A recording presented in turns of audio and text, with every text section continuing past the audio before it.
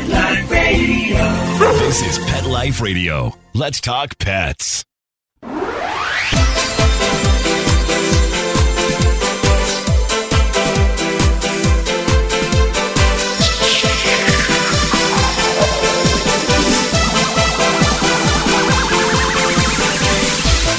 Hello, you're listening to Animal Party on Pet Life Radio. And I've got snow, and I'm going to complain about that. I'm also going to give you some tips for your dogs for the snow. Yes, deep breath, Deb, because I love the snow, but oh man, there is such thing as too much snow, and that's what we've got here in the Vancouver area right now. And on gate 1, I was whistling and singing and happy, shoveling it out. But by the 6th gate on the first day, I was no longer so happy. So we're going to talk about snow. And I do have snow dogs galore. Loving it. All the guests at the kennel give it the 4 paws up. They think it's great, except 2. So I'll talk about that too. But today we have a special guest, Brenda Bell. And she's back to talk to us about dog grooming. We had her on the show previously talking about cat grooming. But, now it's time to talk about the dogs. Dogs have been domesticated for about 14,000 years, cats only 7,000. So you'd think dogs would behave a lot better at the groomer. Let's find out. Welcome to the show. Hi. Hi, Brenda. So what do you think? Are dogs better behaved at the groomer? For me, they are than cats. It's hard to say. I'd say so, probably. Well, they listen a little better. Right. Okay. And so I asked you this about cats. We talked about Persians, how they can be the worst and the best to groom. What about dogs? Are there certain breeds that are just, I've got one of those today? Well, there's, for one, myself and a lot of other groomers won't groom a chow. Oh, because it tangles or because of the personality? It tangles the combination of their coat. Their coat is such a dense coat that to brush it out is pretty intense for them, and which they don't exactly have the most tolerant personalities. Well, for those listening, chows really don't like strangers. They bond to a couple of people. And so the groomer is like enemy. It's not, they don't love you like a golden retriever loves you when they come for their water cuddle, which is what the golden retriever thinks a groom is all about, right? Being touched and pet and washed. But the chow's thinking this is going to hurt, and then it does, right? Yeah, it does, and it would for them for sure. And like you say, they're a one-person dog, so new people to them is really hard for them unless you can start working on a chow puppy at a young age so that it gets to learn to trust you. To start an adult chow is so hard. And then you retire, quit, or move, and the people are hooped because he doesn't know the new groomer. Oh, exactly. I've had this with cars. I've had the situation where these people, it's more than once, but I'll tell you about one customer. They had an Irish wolfhound, and they hired me to train him to get into their car. He just wouldn't. So I trained him to get into the car. Then 4 years later, they called me back because they got a new car. Oh, and they went and got the same make and the same model and everything, thinking it'll be no problem for the dog. But it was a different car. He wouldn't get in. So I had to train him all over again. So funny, but it's kind of like that, Yeah.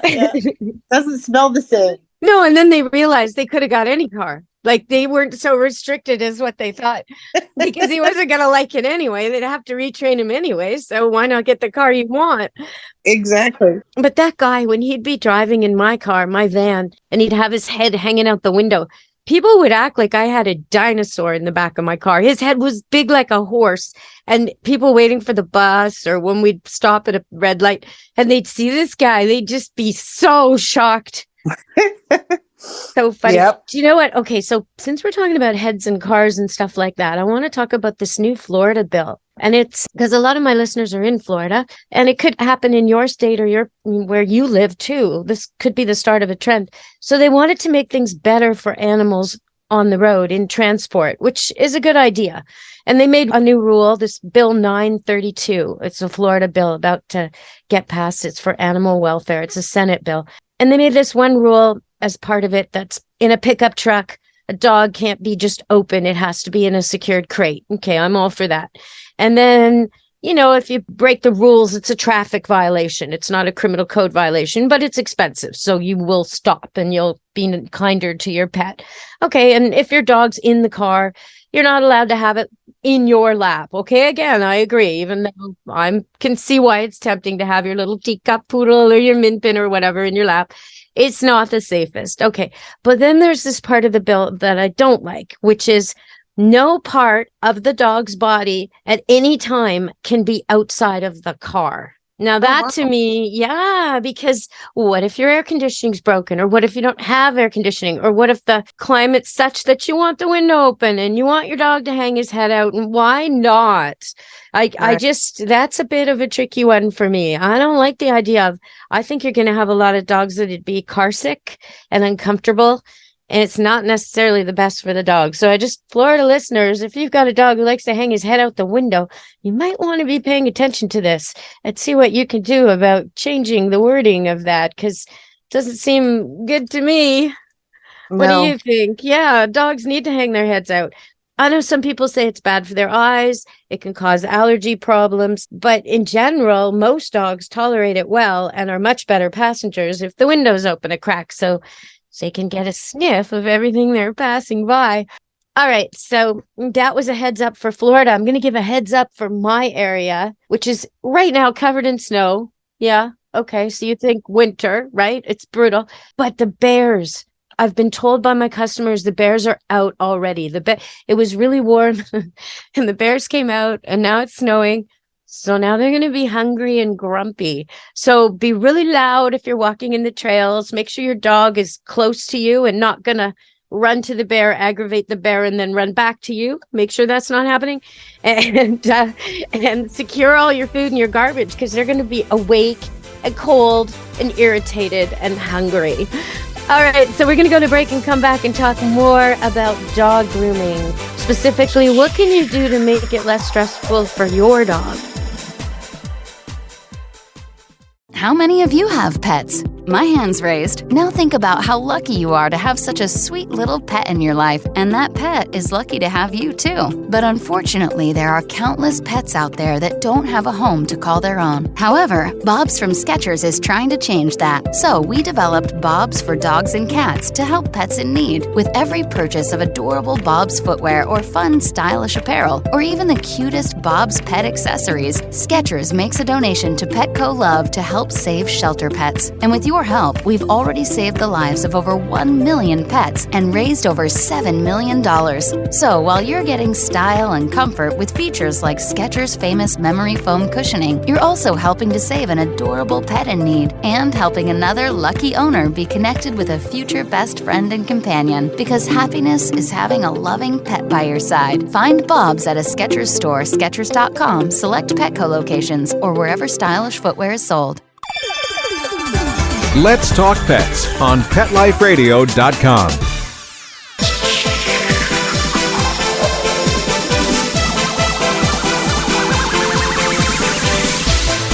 Hello, we're back on Animal Party on Pet Life Radio, and we are talking about dog grooming.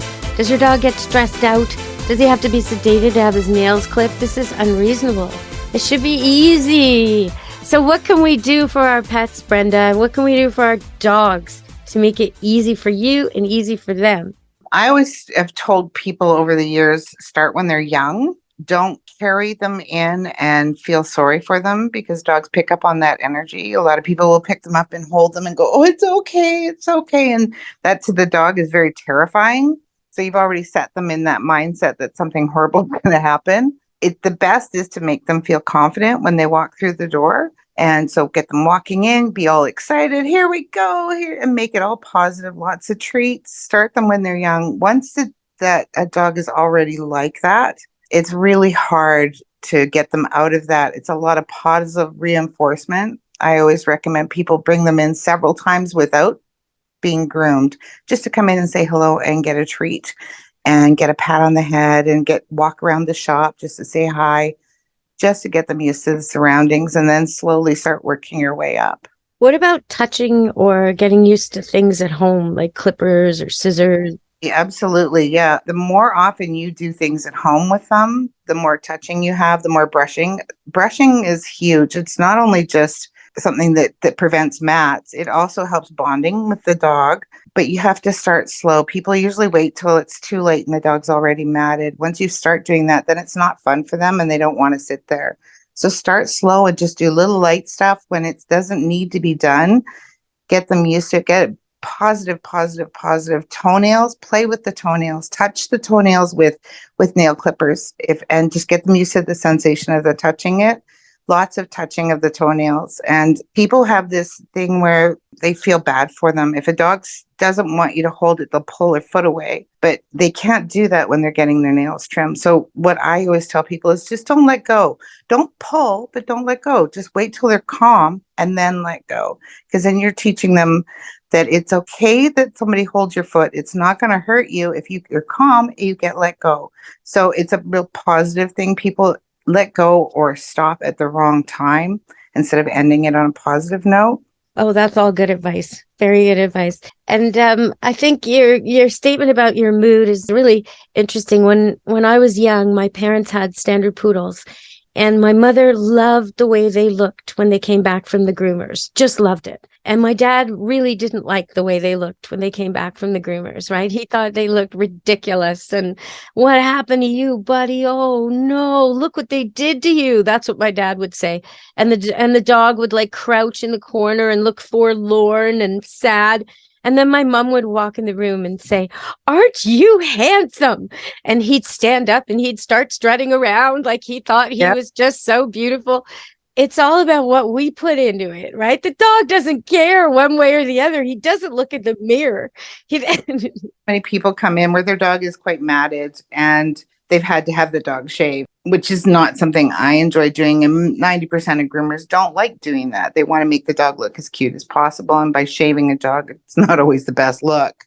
But by react when they go home, that makes them feel horrible. So people go, he's always so terrible. He feels so scared when he's done. And he just doesn't like the way he looks. He hides for days. It's because people go home and they go, oh, you look so bad. What happened? Why do you, oh. And they have that negative energy around what they look like. It's not that the dog cares. They don't care what they look like. It's the people around them.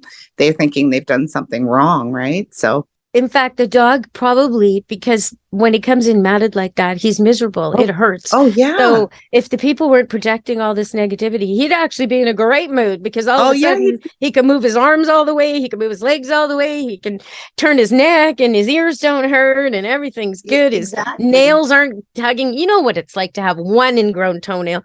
Imagine having a whole set of them or times 4, or times 20 or whatever. Like it's just too much. And then they come out and the first day or two, okay, their ears are sore and their skin's extra sensitive because they were used to this thick protection and now they got nothing. But I mean, you can give them a coat if it's winter or cover them if it's summer. Give them shade so they don't burn if they've just been shaved and make them comfortable and then just tell them how beautiful they are. You'd be surprised at the mood change. It's amazing. It really is. It truly is. You just positive talk and positive energy with an animal goes so far. All right, everybody, we're going to go to a second break. And when we get back, we're going to talk more about snow. And not all dogs like it, but most do. All right, stay tuned on Animal Party Pet Life Radio. Take a bite out of your competition. Advertise your business with an ad in Pet Life Radio podcasts and radio shows. There is no other pet-related media that is as large and reaches more pet parents and pet lovers than Pet Life Radio. With over 7 million monthly listeners, Pet Life Radio podcasts are available on all major podcast platforms, and our live radio stream goes out to over 250 million subscribers on iHeartRadio, Odyssey, TuneIn, Stitcher, and other streaming apps. For more information on how you can advertise on the #1 pet podcast and radio network, visit PetLifeRadio.com/advertise today. Let's talk pets. Let's talk pets On Pet Life Radio. Pet Life Radio. PetLifeRadio.com.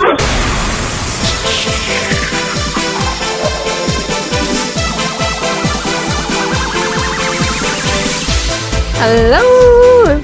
You're listening to Animal Party on Pet Life Radio, and I've got Brenda Bell on the phone, and she's a groomer who specializes in cats nowadays, but had a long career with dogs. So we're talking about dogs and the groomer mostly. And one thing I can say about the snow is those dogs like poodles and bichons. If they have a long curly coat, oh, you're laughing already, the snow turns into little balls all over their bodies until they can't move. And I actually have to pick up the bichons because they love to play in the snow. And they get sort of rounder and rounder and rounder until all you could see is their little face poking out of this snowball that's encompassing them. I pick them up and I put them inside and I just let them melt. And then when they melt, they want to go out again. But it's pretty funny. Right now, we have 2 dogs at the kennel who are not impressed with snow. Kiko, who's an older, little, tiny mutt dog, black and white. She comes with a standard poodle who loves the snow. So I opened up the door to let them out for their walks, and Kiko didn't realize it was snowing and ran right out and then stopped about 8 feet into the meadow, shocked, started shaking, started looking around, help me, help me, help me. Kiko hates being picked up, hates it. I come over. Kiko wants to be picked up. I got to pick up Kiko and cuddle and like never before. It was so nice because not doing the snow. So I carried him over to an area with no snow and he had his bathroom break while his brother there, the standard poodle, went romping and frolicking and rolling and jumping for joy. But there was one other dog and you wouldn't think, I mean, he was so scared of it. Came out and I had to put him on leash, which usually doesn't happen because he just wouldn't come. So scared of the snow. And he's a pit bull. I mean, come on, man. You're an embarrassment to your entire breed. Get over it. The first day, he just looked at me. He was like, I'm not going out there. I'm not going out there. Like, but you have to. You're a big dog. You need exercise. Oh, I'm not going out there. Day 3, he likes it, sort of, a little bit. That's good. But the first 10 strides or so, he lifts his paws like he's stepping on hot sand. Like it's just disgusting. Like he's just icked out. He just grossed out. He just shakes his paws. He's like, what is this? What is this? What is? And after about 10 paces, he starts to get playful. And I was even able to get him to fetch snowballs a little bit. So he's warming up to the idea. All the other dogs at the kennel think it's fantastic, right? Like they do. Yeah. Snow is just fantastic. It makes wrestling and running and everything a really solid workout, but very soft landings. So yeah, it's fun. And dogs do snow angels. My golden retriever, if you want to see it, go on Camp Good Dog Facebook. And you'll see Penny doing snow angel after snow angel because that's all she does. As soon as it snows, she lies down and just starts. And for the entire 30-40-minute walk, she'll just keep doing snow angels. She's so happy. So check that out. You can check out Camp Good Dog Facebook this week for random dogs playing in snow. All right, so let's go back to Brenda and talk more about the dogs at the groomer. So they come and they do visits and they get pets and they get cookies and they get used to the place and you pet them at home. And then the day of, is it better to exercise before or not? Yes, for sure. And especially if they're a real nervous little dog and it's better not to feed them too, because sometimes it will make them their tummy upset, just the stress. And then if they're not feeling well, then it's going to even make it even worse for them. So I recommend not feeding them their breakfast in the morning if they have a tendency to get like an upset tummy, or if they're just a high anxiety dog, maybe a little treat, but not a big meal. That helps them too with not coming in. And then they don't have accidents too. I mean, quite often when dogs are really stressed, they will get, if it's super, super stressed, they'll pee or they'll have exploding diarrhea from stress. So if you don't feed them, it's not aggravating that situation, is what we recommend quite often when they're super stressed until they get used to it. Okay, that's quite the phrase, exploding diarrhea. That's very, I'm sitting here imagining, okay, I'm supposed to get this dog clean and smelling good, and it has exploding diarrhea. Like, how do you even do that? How do you get him home smelling sweet and flowery with a bandana if he's pooping out one end? Explosively. Yeah, it's hard. It's hard. Sometimes, as we've had them where we haven't been able to finish.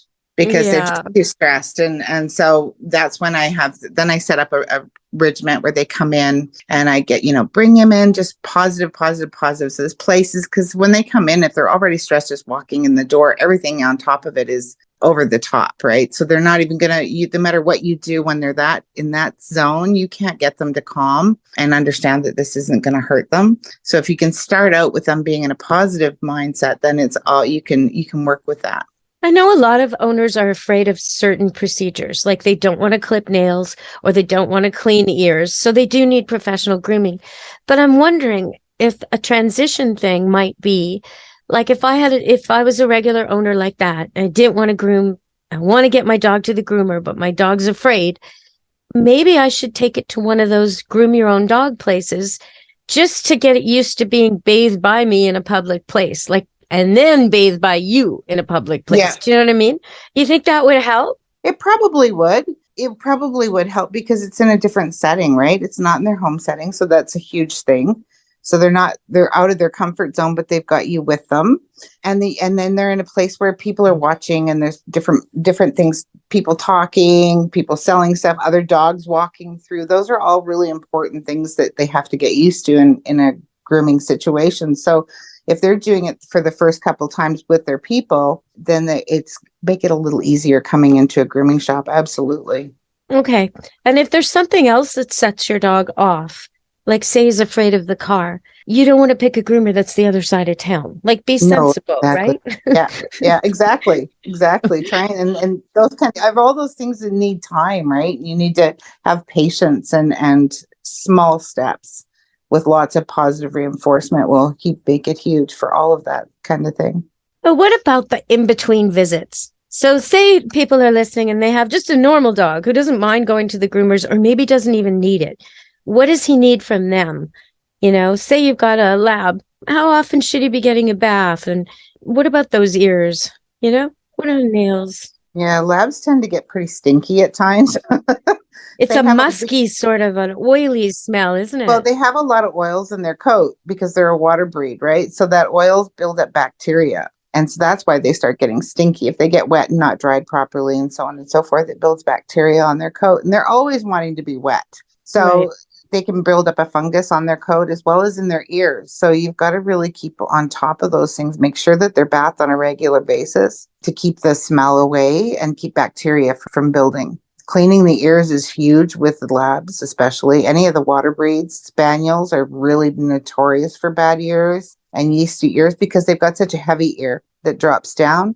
It's hot in there inside of a Cocker Spaniel ear.